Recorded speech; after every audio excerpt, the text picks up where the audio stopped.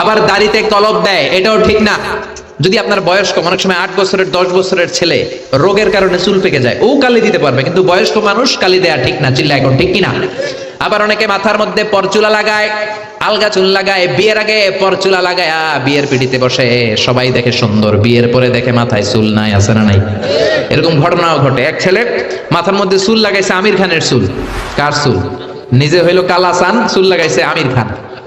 তা আমির খানের চুল লাগানোর পরে সবাই পছন্দ করছে, মেয়েও পছন্দ করছে, শ্বশুর শাশুড়ি পছন্দ করছে, বিয়ে হয়ে গেছে। এবার বাসর রাতের পালা। তো ঘরে ঢুকার পরে হাজবেন্ডে দেখে বউ দেখে দিছে দৌড়। হাজবেন্ড বলে, দৌড়াও কেন? তুমি তো আমার কৈতুরি টুনটুনি পরাণের পরাণ।